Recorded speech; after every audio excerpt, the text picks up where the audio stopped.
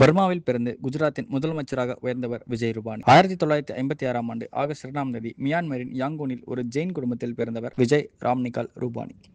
இவரது பெற்றோர் ராம்நிக்லால் மற்றும் மாயாபென். அவர்கள் 7 பிள்ளைகளில் விஜய் இளையவர். 1960ஆம் ஆண்டு அரசியல் குழப்பங்கள் காரணமாக அவரது குடும்பம் குஜராத்தின் ராஜ்கோட்டுக்கு குடிபெயர்ந்தது. ராஜ்கோட்டில் தர்மேந்திர சிங்கி கல்லூரியில் இளங்கலை பட்டமும் சௌராஷ்டிரா பல்கலைக்கழகத்தில் சட்டப்படிப்பும் பயின்றார் விஜய். இளம் வயதிலேயே அவர் அகில பாரதிய வித்யார்த்தி பரிஷத் மாணவர் அமைப்பில் இணைந்து பின்னர் RSS மற்றும் ஜனசங்கில் தனது அரசியல் பயணத்தை தொடங்கினார்.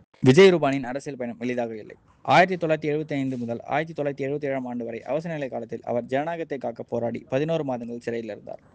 இந்த தியாகம் அவரை மக்களுக்கு நெருக்கமாக்கியது. ராஜ்கோட் மாநகராட்சியில் கவுன்சிலராகவும் மேயராகவும் பணியாற்றினார் விஜய் ரூபானி. 2006 முதல் 2012ஆம் ஆண்டு வரை ராஜ்யசபா உறுப்பினராகவும் பின்னர் குஜராத் சுற்றுலா வாரிய தலைவராகவும் பணியாற்றினார். 2014ஆம் ஆண்டு ராஜ்கோட் மேற்கு தொகுதியில் MLA-வாக பதவியேற்றார். அதைத் தொடர்ந்து 2016ஆம் ஆண்டு ஆகஸ்ட் 7ஆம் தேதி குஜராத்தின் 16வது முதலமைச்சராக விஜய் ரூபானி பொறுப்பேற்றார். அவரது ஆட்சியில் குஜராத் பல முன்னேற்றங்களை கண்டது. 6000 கிராமங்களுக்கு டிஜிட்டல் இணைப்பு, உஜாலா யோஜனா மூலம் மலிவு விலையில் LED பல்புகள் மற்றும் கிசான் சூரியோதயா யோஜனா மூலம் விவசாயிகளுக்கு பகல் நேர மின்சாரம் போன்ற திட்டங்கள் அவரது தலைமையில் புகழ்பெற்றன. விஜய் ரூபானிக்கு அஞ்சலி என்ற மனைவியும் ராதிகா என்ற மகளும் ரிஷப் என்ற மகனும் உள்ளனர். துரதிருஷ்டவசமாக அவரின் இளைய மகன் புஜித் ஒரு விபத்தில் மரணமடைந்தார். அவரது நினைவாக புஜித் ரூபானி மெமோரியல் டிரஸ்டை தொடங்கி பலருக்கு உதவி வருகிறார் விஜய் ரூபானி. 2021ஆம் ஆண்டு செப்டம்பர் 11ஆம் தேதி அவர் முதலமைச்சர் பதவியை ராஜினாமா செய்தார்.